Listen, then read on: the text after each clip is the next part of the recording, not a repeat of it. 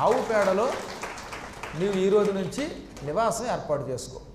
ఈ ఆవు పేడని ఇంట్లో అలకడానికి వాడతారుగా, అలిగితే ఆ ఇంట్లో నువ్వు ఉండు. ఆవు పేడ పూజా మందిరంలో పెడితే అక్కడ దేవతలంతా వచ్చేలా చెయ్యి.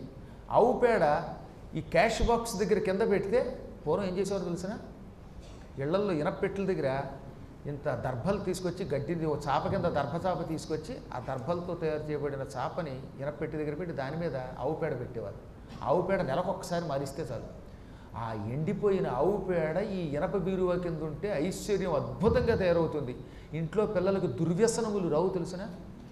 మనం డబ్బు సంపాదించడమే కాదు, మన ఇళ్లలో పిల్లలకి వ్యసనాలు వస్తున్నాయో లేవో కూడా చూసుకోవాలి కదా. ఆవు పేడ కనుక ఇనప బీరువా దగ్గర పెడితే పిల్లల్లో వ్యసనాలు తొలగిపోతాయని వేదశాస్త్రాలు చెబుతున్నాయి.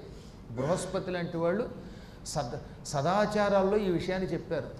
కాబట్టి తప్పక మనం ఆవు పేడ పెట్టాలట. ఆవు పేడ ఎక్కడుంటే అక్కడ లక్ష్మి ఉంటుంది. ఆ లక్ష్మి కూడా సంతోషలక్ష్మి, శుద్ధలక్ష్మి, మోక్షలక్ష్మి, జయలక్ష్మి, సంతానలక్ష్మి, ఇలా అనేక రూపాల్లో ఉంటుంది. కాబట్టి అమ్మా, గోమయం నీ స్వరూపం, నీ నివాస స్థానం నీకు ఇచ్చేసాం అనగానే అప్పటి నుంచి జగదేకమాత ఆదిలక్ష్మి గోవుల యొక్క పేడని తన నివాస స్థానముగా చేసుకున్నది. అందుకని యజ్ఞవాటికలో యజ్ఞం చేయాలంటే ఆవు పేడతో అలకాలి. ఇళ్ల ముందు దీపావళి వస్తే పూర్వం ఆవు పేడతో కళ్ళాపు తల్లి ముగ్గులు పెట్టేవారు. పెట్టారంటే లక్ష్మీదేవి లోపలికి వస్తుంది.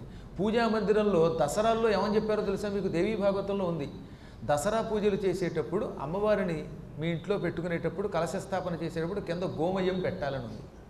ముందు అక్కడ తమలపాకో లేక దర్భలో పరిచి దాని మీద పేడ పెట్టి అప్పుడు కలశస్థాపన చేస్తే త్రిమాతలు వచ్చి అందులో కూర్చుంటారు. ఇవేమీ లేకపోతే పూజల్లో సంపూర్ణ ఫలితం రాదు. కాబట్టి ధర్మరాజా, గోమయములో లక్ష్మీదేవిని గోవులు ఉండనిచ్చాయి గనక లక్ష్మి అప్పటి నుంచి పేడని తన నివాస స్థానంగా చేసుకున్నది గనక గోమయం అంటే సాక్షాత్తు లక్ష్మీ స్వరూపమే. తీవ్రమైన దారిద్ర్యంతో బాధపడుతున్నవాడు, తీవ్రమైన రుణములలో ఉన్నవాడు, ఆస్తులు స్థిరమైన ఉండి కూడా ఆదాయం రానివాడు. కొంతమందికి పొలాలు ఉంటాయి, కొంతమందికి స్థలాలు ఉంటాయి, కానీ అమ్ముడు బావు, డబ్బులు రావు, డబ్బులు బ్లాక్ అయిపోతాయి.